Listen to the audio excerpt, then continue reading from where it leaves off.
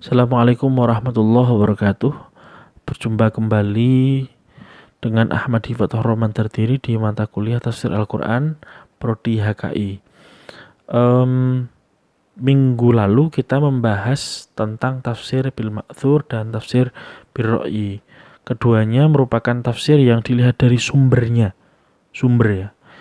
Yang ra'yun itu dari pikirannya, yang bil ma'thur itu dari keterangan sahabat dan keterangan Nabi. Jadi kalau misalnya ada saya misalnya menafsirkan Al-Quran, ya tafsiran saya barangkali perpaduan. Jadi saya yang ngutip karya-karya tafsir yang mengisi tafsirannya dengan bil ma'thur, dan mungkin saya mengutip pendapatnya para ulama yang menggunakan bil ra'yi, dan saya menggunakan pendapat saya dengan bil ra'yi. Ya bagaimanapun pendapat saya juga masih bil ra'yi selama itu orisinil. Jadi bil ma'thur plus bil ra'yi sama plus bil ra'yi lagi sama dengan ya tafsir campuran. Tapi ini itu sumbernya dari mana? Dari pendapat dan dari informasi dari sahabat dan Nabi. Nah, itu sumber sudah selesai ya. Tapi katanya ada satu sumber lagi selain dua tadi, selain dari sumber-sumber awal Islam dari Nabi Muhammad dan para sahabat, dan juga dari pikiran kita, ada namanya tafsir isyari yang sumbernya itu dari roh, dari dari spiritualis. Sumbernya itu isyarat yang tersembunyi, mimpi, ketemu sama kiainya, ya alam-alam gaib kayak gitu ada. Ya nggak semua kita tahu. Yang tahu hanya orang-orang spiritualis. Nggak masuk logika, tapi ada. Nah, kalau logika itu terjadi di mufasir bil ra'yi, tapi kalau isyari nggak pakai logika, mereka pakai rasa. Memang agak sulit dicerna, tetapi hal ini terjadi dan ada. Itu dari sumbernya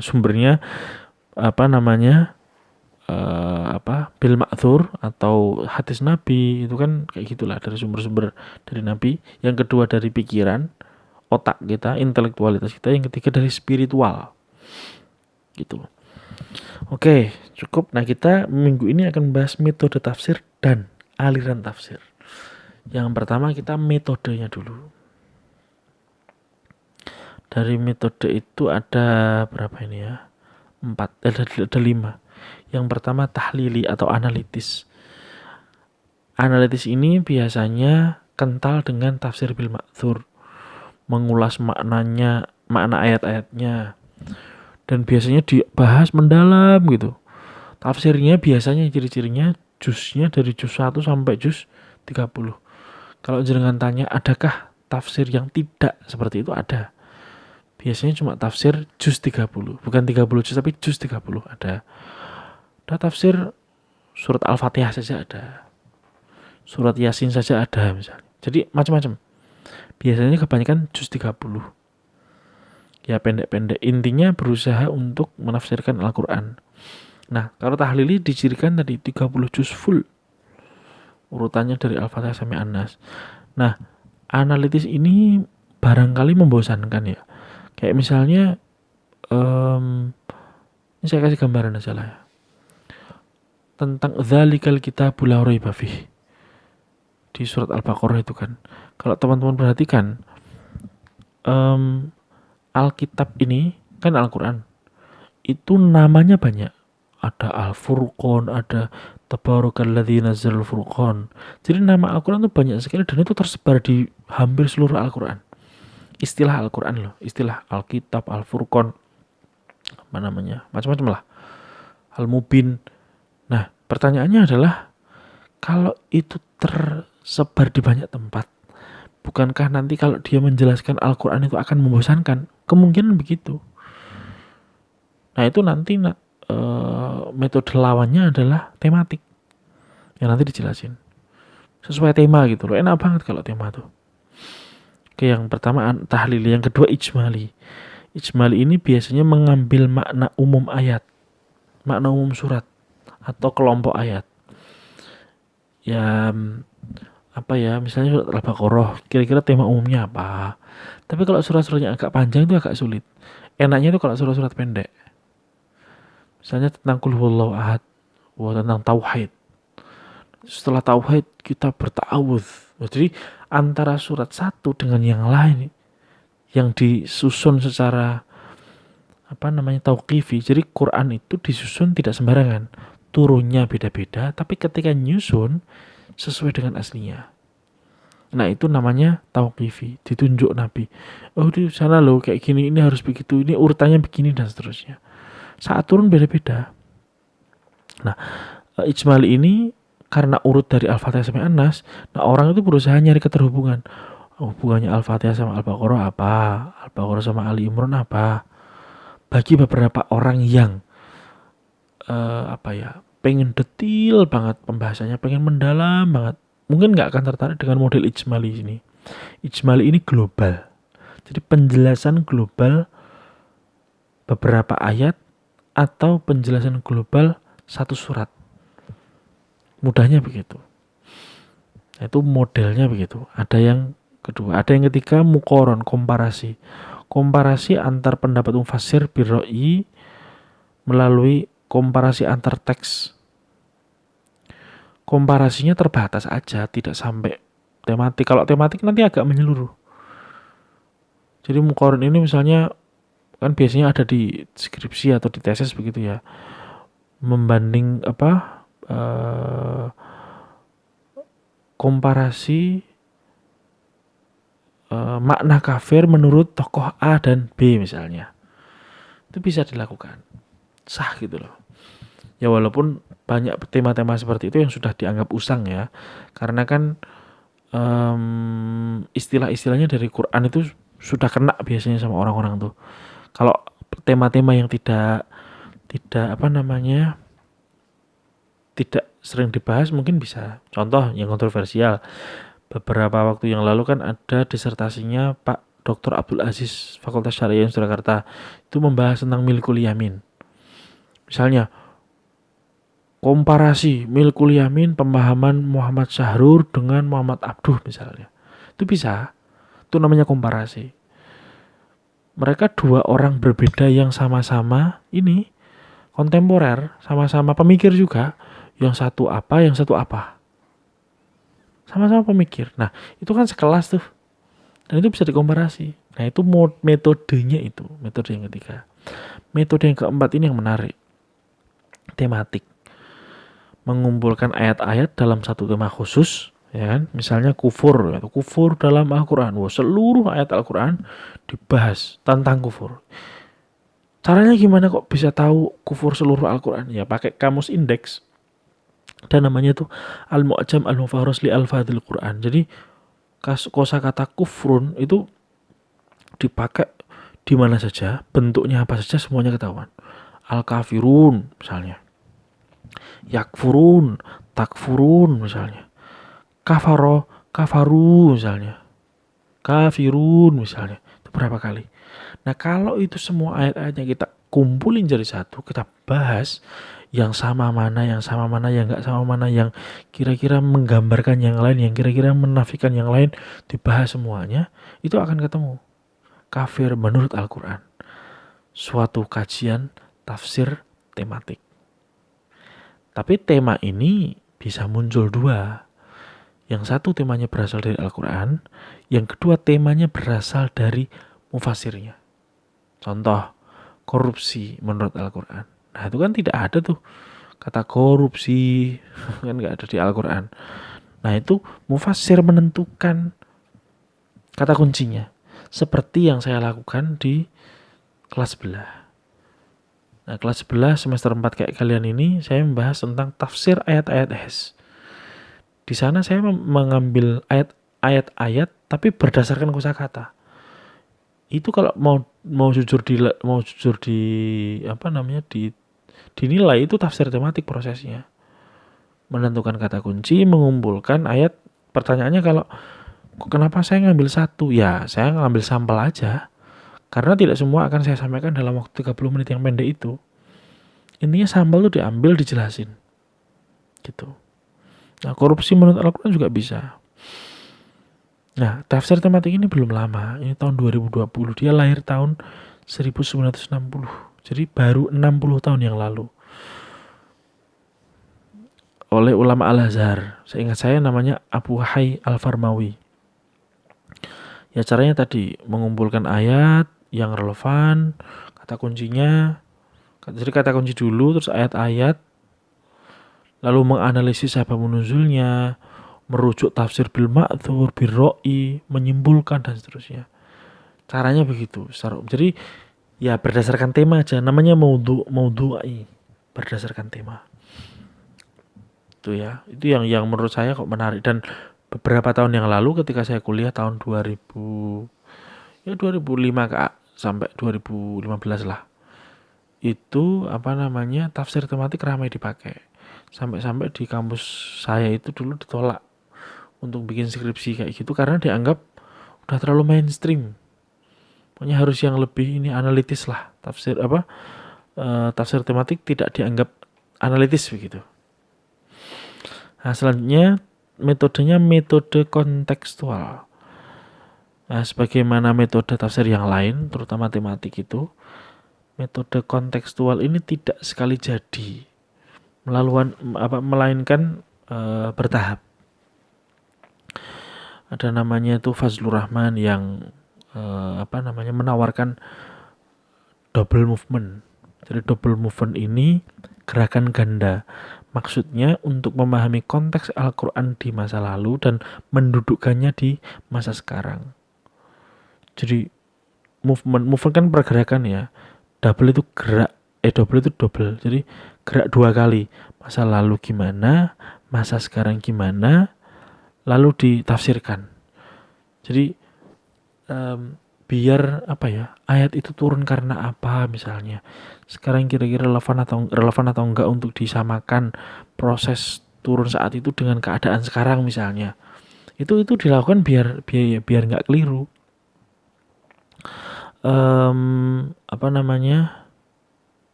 Nah, selain itu yang perlu dipahami adalah asbabun nuzul. Ada versi mikro dan versi makro. Mikro ini kecil kan artinya kan. Jadi terjadinya atau munculnya suatu ayat itu karena sababun nuzul apa? Nah, itulah yang disebut dengan sababun nuzul mikro. Kalau makro ini pemahaman umum. Jadi dunia saat itu terjadi itu apa? Jadi misalnya begini. Saya memutuskan untuk pindah pekerjaan dari YIN Surakarta ke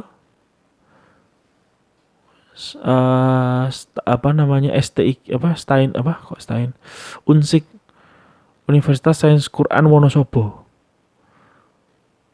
Nah, alasannya karena persoalan bahwa saya lebih nyaman di sana karena sana dekat dengan ketinggian dingin misalnya. Tapi setelah diusut-usut saya punya maksud ketika pindah ke sana, secara gambaran itu dunia sedang dalam keadaan climate change. Dunia akan tenggelam sehingga saya nggak pengen hidup di dataran rendah kayak Surakarta, saya pengen di dataran tinggi biar tidak tenggelam. Jadi ada sebab kecil dan ada sebab besar turunnya ayat. Ya karena bagaimanapun kalau kita tahu ayat Al-Quran, kita harus ngerti ayat itu turunnya gimana. Kalau ada ya, kalau nggak ada kan nggak apa. Jadi nggak semua ayat itu ada sebab nuzulnya. Tapi dunia Arab saat itu kita harus paham. Bagaimana laki-laki di hadapan perempuan, bagaimana perempuan di hadapan laki-laki, bagaimana satu kelompok mendominasi atas kelompok yang lain. Nah, harus dipikirkan. Nah, kontekstual ini juga diperkaya oleh pemikiran Abdullah Said namanya, profesor di Melbourne itu yang bilang kalau pengetahuan kesejarahan itu tidak kalah penting. Jadi kesadaran kesejarahan kita atas keadaan masa lalu dan sekarang itu penting. Ya meski apa ya namanya sejarah itu kan di masa lalu nggak mungkin semuanya terbuka ya. Dalam arti sejarah itu kan kadang bergantung siapa yang menceritakan. Historiografi itu loh.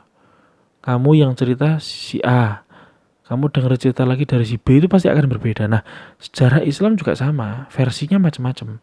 Tapi kita diminta untuk paham itu, menyelami sejarah itu, biar proses pemahaman kontekstual tentang Al-Quran, tentang ayat-ayat Al-Quran itu bisa tuntas dipahami. Jadi tidak harfiah saja, ya kan? Tidak cuma sababun nuzul mikro saja, tidak cuma makro saja, tapi juga kesejarahan dunia seperti dunia saat itu gimana. Kan jadi mungkin gambarannya lebih ke kita harus menjadi sejarawan juga gitu loh. Biar dunia kita itu dunianya lengkap. Karena dalam pandangan saya nggak ada tuh syarat-syarat yang mengharuskan kita mempelajari sejarah. Syurutul mufassirin itu yang saya tahu itu tidak menyebutkan paham sejarah. Ya pahamnya ulumul Quran, ulumul hadis. Padahal sejarah menurut saya juga penting. World view kesejarahan itu penting. Nah makanya ini masuk dalam salah satu syarat yang ditawarkan oleh Abdullah Said. Selanjutnya tentang aliran tafsir. Ada beberapa aliran tafsir yang saya bahas. Yang pertama adalah tafsir sufi. Tafsir ini dari dunia tasawuf ya, yang lahir dari kejenuhan umat Islam dengan kemajuan ilmu, utamanya fikih, di mana di masa lalu itu konflik fikih itu yang luar biasa besar. Jadi orang itu sangat hobi berpendapat begitu. Akhirnya orang-orang ini menjadi ingin punya jalan lain yang sunyi, yang tidak berisik.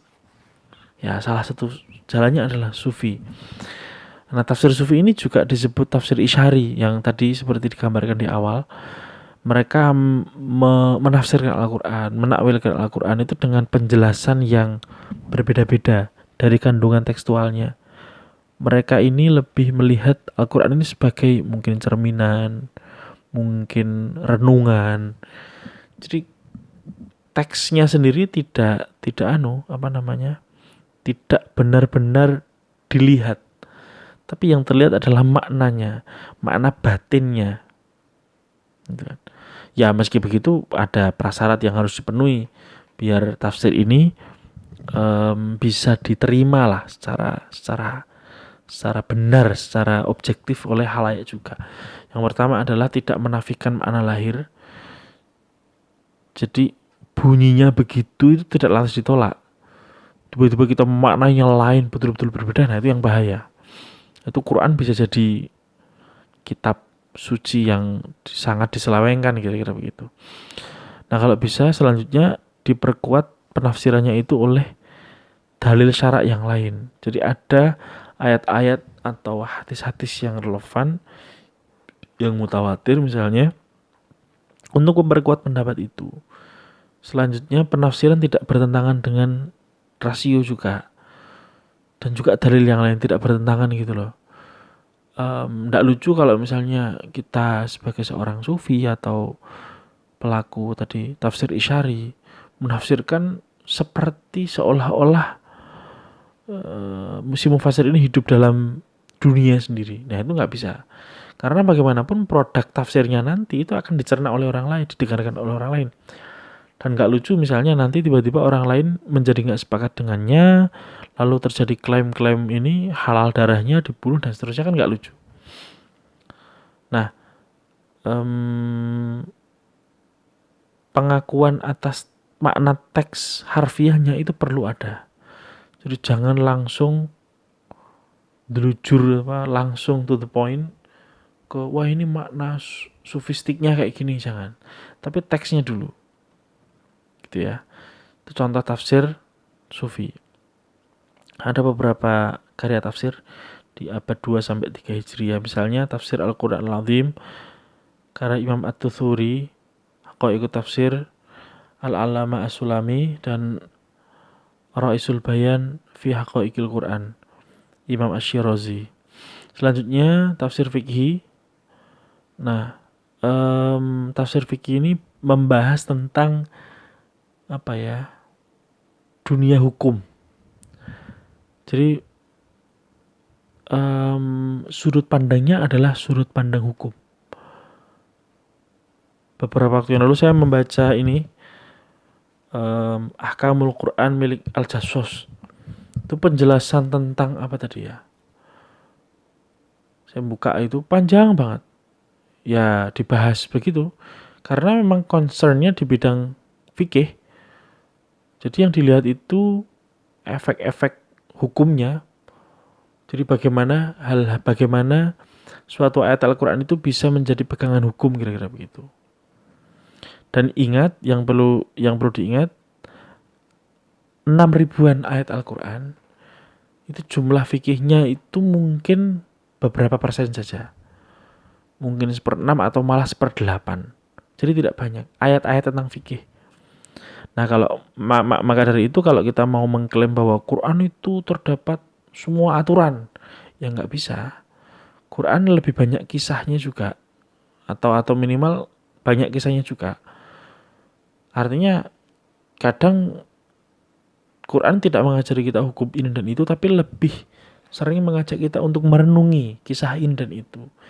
Biar apa? Biar kita menjadi orang yang mendapatkan hudan. Hukum itu ada kalanya nomor sekian. Di atas hukum menurut saya masih ada hikmah. Kita perlu belajar tidak hanya hukumnya yang yang mungkin kaku, mungkin gitulah. Dan fikih jangan lupa dia pemahaman saja, al-fiqhu wal fahmu. Tidak mutlak gitu loh, tidak al-fiqhu huwa al-haqiqah misalnya, kan tidak. Al-fahmu dan pemahaman itu bisa sangat dipengaruhi oleh satu dan lain hal. Itulah kenapa ada mazhab banyak. Karena masing-masing imam mazhab ini beda-beda cara pola pikirnya. Ada yang batal itu kalau kentut dut. Nah, ada yang batal itu kalau kentut di perut dut, itu bisa batal. Ya, bersentuhan dengan perempuan itu bisa batal. Tapi bisa juga nggak batal di imam lain. Nah, itu kan pemahaman dari proses memahami Al-Quran. Beberapa contoh karya tafsirnya adalah Ahkamul Quran milik Al-Jassos, Ahkamul Quran milik Ibnu Al-Arabi, Al-Jami' li Ahkamil Quran Al-Qurtubi, dan yang lain-lainnya. Tafsir falsafi ini muncul seiring dengan era penerjemahan karya-karya filsafat Yunani di dunia Islam. Ia lahir bersamaan dengan kelahiran tafsir sufi dan fikih. Nah, ada kesan kita sulit membedakan antara tafsir sufi atau falsafi, karena keduanya sangat konsisten menggunakan nalar sebagai pijakannya. Di titik tertentu, sufisme adalah nalar intelektual yang sulit dicapai oleh awam. Ya, sufisme ini kan tinggi sekali. Falsafi juga intelektual. Meskipun sufi ini dekat ke perasaan ya, tapi nalarnya juga tinggi sebenarnya. Karena berhubungan dengan hakikat. Kayak misalnya begini. Sufi itu salah satunya adalah memastikan kita menghindarkan diri dari syahwat. Ya, syahwat. Mata dijaga dan seterusnya. Kalau ditanya, merokok itu syahwat atau bukan? Itu kan pertanyaan yang sulit dijawab. Bisa juga dia syahwat oleh karena dia memenuhi keinginan kita. Nah, orang-orang sufis ini nggak boleh berkeinginan saja, nggak boleh. Nah, di titik yang lain tafsir falsafi ini benar-benar meninggikan daya nalar yang awam nggak bisa. Gitu. Jadi agak jadi mirip begitu. Nah, yang mungkin agak beda dengan selanjutnya adalah ketika tafsir falsafi ini dihubungkan dengan tafsir ilmi yang juga menggunakan nalar. Bedanya kalau ilmi itu empiris. Dan tafsir ilmi, ya itu kategori tafsir selanjutnya, itu masih diperdebatkan. Karena apa? Sifat dari ilmiah itu kan dia beralih. Berubah. Misalnya tentang dzarrah. Dzarrah itu kan kalau dulu disebut biji sawi. Sekarang bisa dimaknai sebagai nano. Jadi zat yang paling kecil. Faman ya'mal mithqala dzarratin khairan yarah wa man ya'mal mithqala dzarratin syarran yarah. Jadi kalau misalnya kita melakukan sesuatu sekecil nano, itu akan dibalas pahalanya oleh Allah Subhanahu wa taala kelak. Tapi berhubung ilmi ini sifatnya berubah dari waktu ke waktu, ilmiah itu kan kalau ada penemuan yang lebih baru kan gagal penemuan yang sebelumnya. Itu prinsip ilmiah. Nah, maka kalau Quran ditafsirkan secara ilmi, kalau tafsirannya dulu A, sekarang B, berarti kan tafsirannya gagal. Nah, ada sebagian yang menolak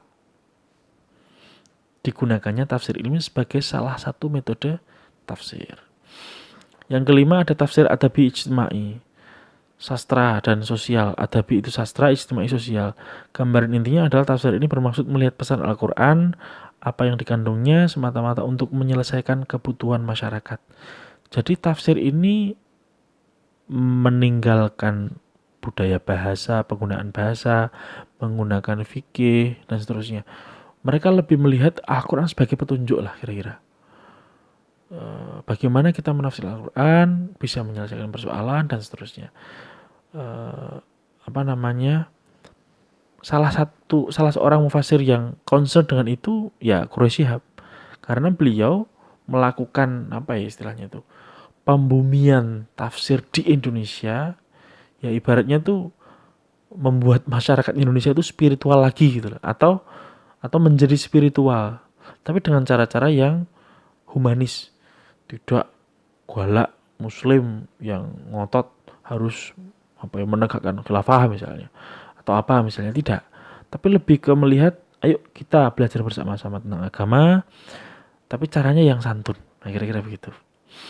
Nah, yang terakhir tentang apa yang perlu dikuasai oleh mufasir. Ya, menurut saya ya ada ilmu tata bahasa Arab, ada nahwu, shoroh, balaghah, syair dan seterusnya.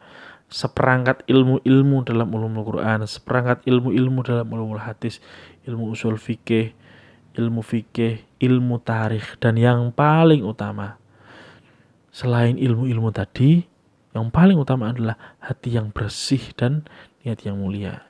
Jadi sebagai seorang mufasir, kita harus memastikan bahwa hal itu, niat bersih, ketulusan dalam menafsirkan itu penting, nomor satu. Jangan sampai kita cuma pengen gagah-gagahan aja. Oh, tafsirku bener karena begini misalnya, karena aku lebih pinter. Enggak begitu. Buat saya niat itu yang utama. Karena banyak sekali orang pintar tapi niatnya keliru. Banyak orang yang pintar tapi ya keliru aja niatnya, itu sudah merusak semuanya. Baik, demikian, semoga memberi manfaat. Kurang lebihnya mohon maaf. Assalamualaikum warahmatullahi wabarakatuh.